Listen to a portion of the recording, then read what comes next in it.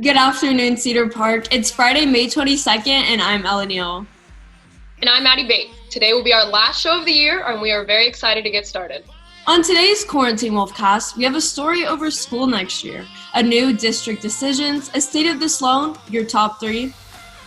Nacho shows you how you can make coffee from scratch, and your pet of the week. Let's jump in because the Wolfcast starts now.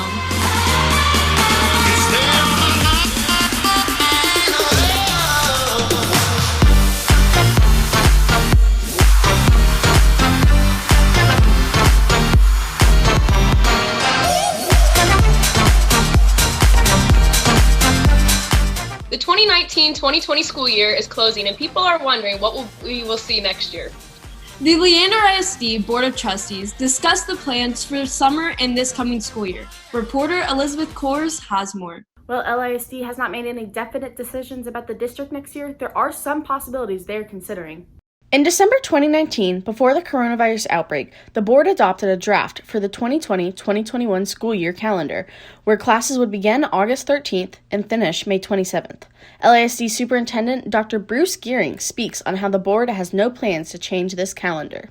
We're not talking about changing our official calendar for 2020-2021. It has been approved by the board already. I don't think, again, that we know what normal looks like yet. I do know that ending school this way is one thing. Starting a new school year this way is a totally different thing. And so we are spending a lot of time and effort and energy with our teams trying to get our heads around what does this look like? What are the potential opportunities for us to do things differently? And then how do we manage the resources to make sure that we can make it happen? The board does discuss and address possible ways school will work in the fall. Area Superintendent Dr. Devin Padaville explains the full spectrum of options. So starting from the left, you see this option that could be out there of remain closed with 100% remote learning. And all the way to your right, you see this arrow that says open to normal school operations.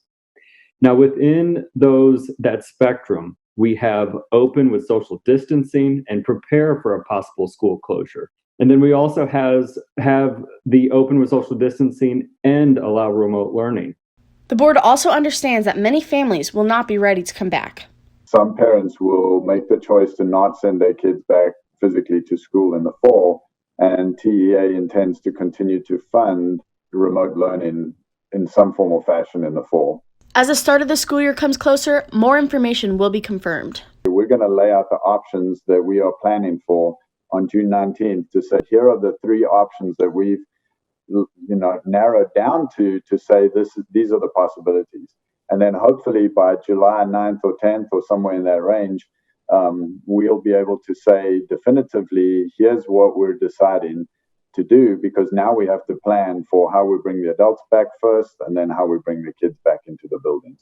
Thanks, Elizabeth. Even though I'm graduating, I still hope for the best. For sure. We will be sure to see how it plays out. And now here's Giselle Muniz with your district decisions. Thanks, guys. District Lenovo's library books and English novels will not be returned until the fall of next year for those who have them, so please keep them safe. If you're a senior or won't be returning to Cedar Park next year, then today, May 22nd, is the last day you can drop off items or pick them up at the school. Also, for those returning to school next year and use the district-provided laptops, the payment window is now open. To pay or for more information, go to the MLISD website. Summer school will now be virtual, so students that will participate are required to have a computer and internet access at home. These courses will count towards the student's GPA. If you're a part of a program that has activities during the summer, check out to see what the changes have been. And that's all I have for you guys today with CPHS News. I'm Giselle Muniz. Back to you guys. Thanks, Gigi. Now let's hop over to Principal Sloan, who has another update for all of CPHS. Hello, Cedar Park High School. Thank you, Evan and Ella and the Wolfcast for continuing to provide such great information to our students and our faculty and our community. So, seniors, this is your last week of school here at Cedar Park High School, and I know it's not the way you expected it to end. So we are going to have a few things happening this week that you need to be aware of. One is your grades are due on Wednesday, so make sure that you're taking care of things with your classes and your teachers and communicate with your teachers if needed. Your textbooks and your computers will be collected next Wednesday. So look in your Google Classroom for that information about when you need to come up to the school and get that stuff taken care of. And we are planning to have a send-off. So you are invited to come to the student parking lot next Wednesday at 3:15 to come together for one last time as the class of 2020. We'll do a brief agenda and do the school song and celebrate you and send you off together for one last symbolic time as students of Cedar Park High School in the class of 2020. So you can decorate your cars and come out and have some fun. We will need to stay in vehicles for the whole time that we're here, but should be a fun event. And then, of course, graduation is July 9, and that's the date we've circled, and we're really looking forward to your graduation for the class of 2020. For our underclassmen, some breaking news in just now from TEA that due to the interruption in our semester, we will need to extend our school year. So school will be extended for underclassmen until July 1. So through the end of June, we will continue with remote learning and remote classes. Teachers will be in contact and more information is coming about that, but the school year for underclassmen has been extended until July 1. With that, make it a great day or not, the choice is always yours. Guess what, underclassmen? You've been punked by the class of 2020. Senior prank. Summer's right around the corner. There's no extension of the school year. Go Wolves. Thanks, Mr. Sloan. You may be wondering what the top 3 positive stories are for today. Well, don't worry, because Katie Smith is here to brighten your day. Katie.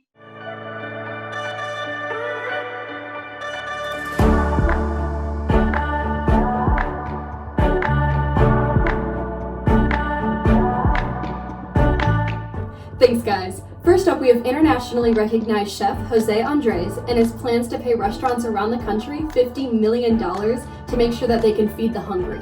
This donation will also make it possible for restaurants to rehire workers that have lost their jobs in the midst of this pandemic. Next, Sir Captain Tom Moore, the World War II veteran who raised millions of dollars for healthcare workers by walking 100 laps in his garden on his 100th birthday, has officially been knighted by the Queen of England this week. Sir Tom Moore says that he is, quote, overwhelmed by the gratitude and love from the British public and beyond, end quote. Lastly, IKEA has now released instruction booklets on how to build the best pillow and blanket forts. The designs range from a classic blanket structure, like the house and the camping tent, to more fantastical setups like the castle and the fortress. For a more outdoorsy housing design, blanket architects could also try building the wigwam or the cave. Well, that's all I have for you guys today. With CPHS News, I'm Katie Smith. Back to you guys.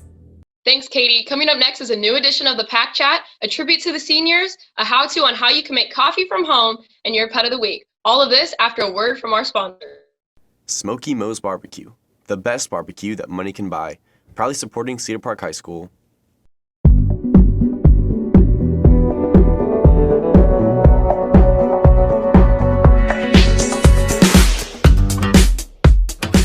Welcome back to the Pack Chat, our student voice opinion segment. We're joined today by co-hosts Victor Martinez and Addie Bates, as well as our guest, Luke Johnson, for one last edition for the year. We've chosen some of the biggest topics of the school year to discuss today. First, obviously COVID-19. We know this novel virus seemed to come out of nowhere and rock our entire world. So, how has this impacted each of you, and where do you think this is headed? How have your feelings have changed since it first started?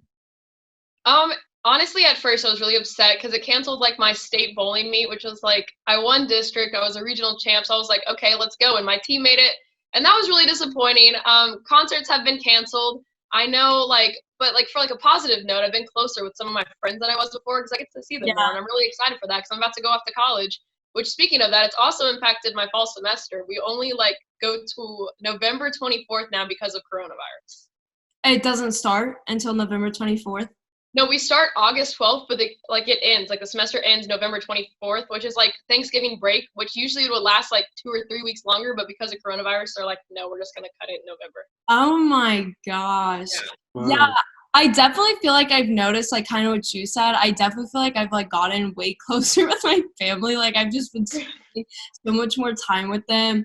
And we also got a puppy, so just, passed the time a couple weeks ago. So I'm dealing with that. But, I'm still working. Oh, go, Luke.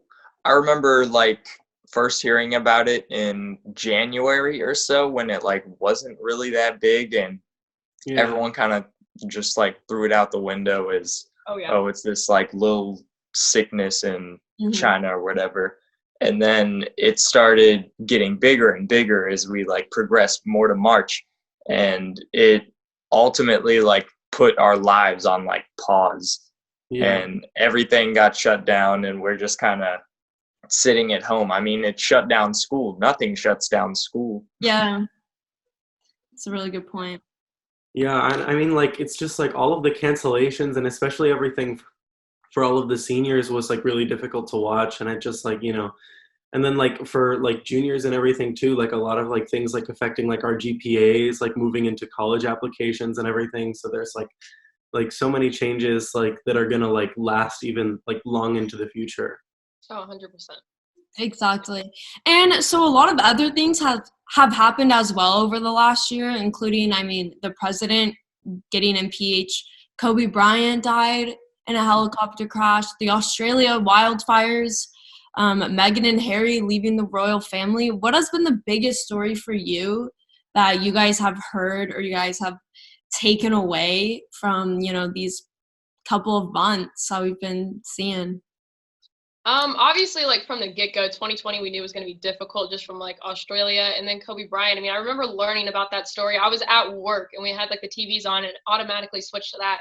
And I was like, this can't be real. Like that was just like bizarre to me. And I was like, that's Kobe Bryant, because like he's like a legend like for basketball. So I was like, that one really hit me hard. And obviously the president getting impeached earlier last year was a big story for this household. But yeah, we've had a lot going on this school year.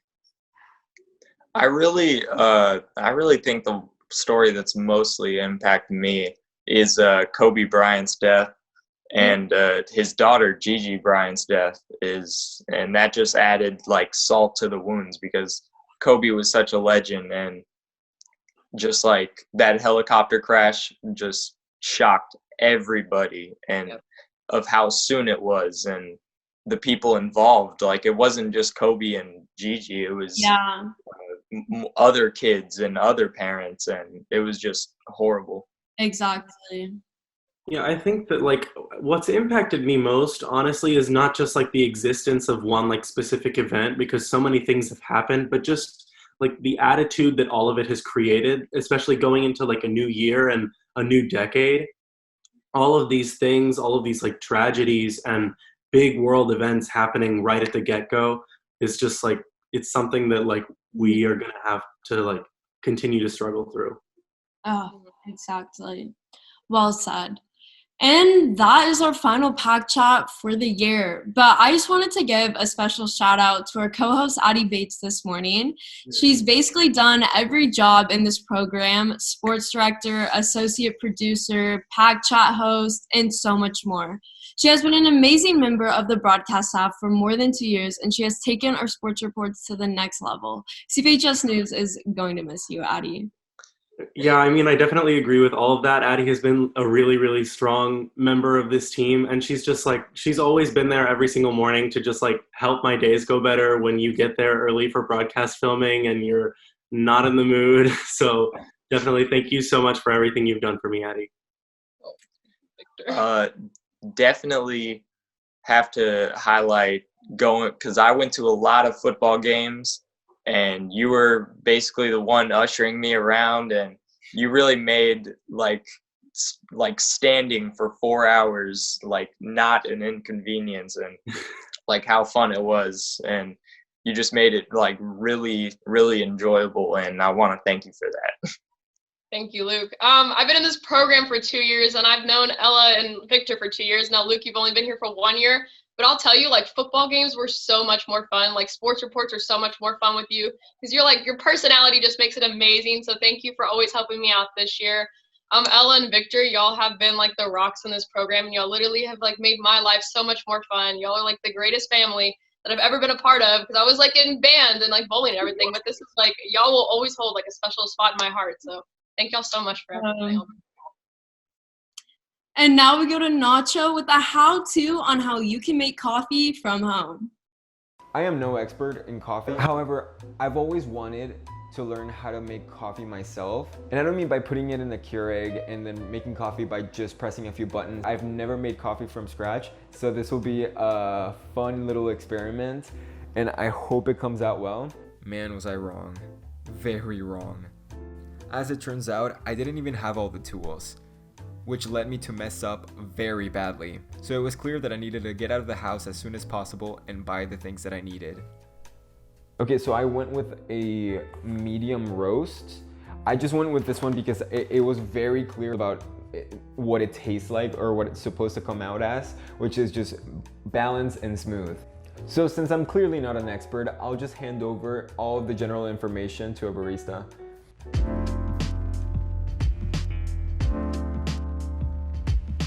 It's actually really funny because it's a really big common misconception that a dark roast actually has more caffeine, but actually a light roast has the most caffeine. So you can have a light, medium, and a dark roast. The light roast would have your most caffeine, your dark roast has your least amount of caffeine. The reason it's called a dark roast though is because it's roasted for longer, so there's a stronger flavor of the beans. But that roasting takes the caffeine out. So the light roast is roasted for less time, there's less of a flavor, so it's not as rich, but there's more caffeine in it. And then the medium is just kind of like your happy middle. I mean, there's like regions of the world that specialize in different roasts. Like we get our dark roast from Brazil, and you're gonna find like a lot of roasts I've seen with like a stronger flavor actually come from South America. So their beans are gonna have a more of like a chocolatey flavor, more like rich like that. But then you can go like different parts of the world will have just different flavors of beans. But nothing I don't think is really gonna affect the caffeine level. It's just gonna be that aftertaste you get. I would recommend not getting your coffee pre-ground. I would recommend getting a grinder yourself and actually grinding your beans at home, because you'll just get a fresher flavor. The coffee will taste better because you're gonna get it as fresh as possible, because the beans won't get stale, but ground up coffee will get stale. So this is the actual how-to. So now that I have all the things that I need, I'm ready to start. The things that you will need are coffee, of course, a Chemex, a paper filter, a coffee kettle, a scale, and a grinder. The first thing that we're gonna do is fill our kettle with water, and we're gonna let it heat up until it boils. When brewing your coffee with a Chemex, it's very important that you don't start pouring the water while it's boiling hot. That'll actually burn up the taste of the coffee. So while your water is boiling hot, what you want to do is pour a bit of that water into your Chemex to let your Chemex basically warm up, and also let your paper filter get wet. Because if you start brewing your coffee with a dry paper filter, what it'll do is that it'll introduce your coffee to a very paper-like taste that you really don't want in there. So let's warm up the Chemex.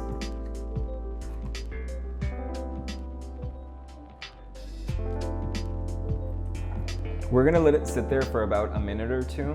So I am making 2 cups of coffee, and for this we will need around 700 grams of water and 52 grams of coffee beans.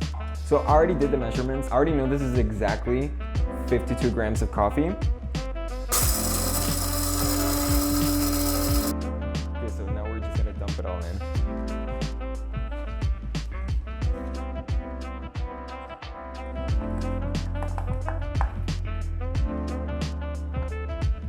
So like I stated before, for 2 cups of coffee, we're gonna be using 700 grams of water. However, we're not gonna just start pouring all 700 grams directly and let it brew. So instead, what we're gonna be doing is pour the first 100 grams and let it sit for anywhere in between 30 seconds and a minute. When first pouring the water, we're gonna do circular motions around the middle.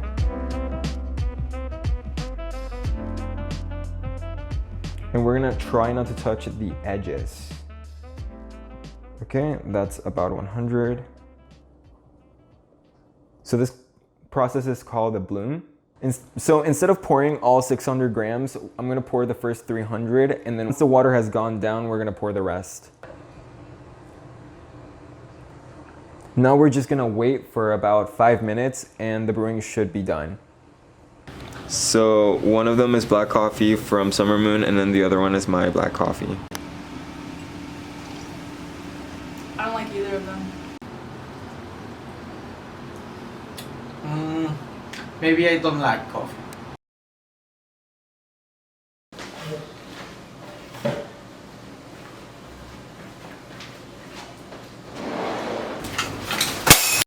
now it's time for a very special Pet of the Week tribute, Connor Smith's very own cat.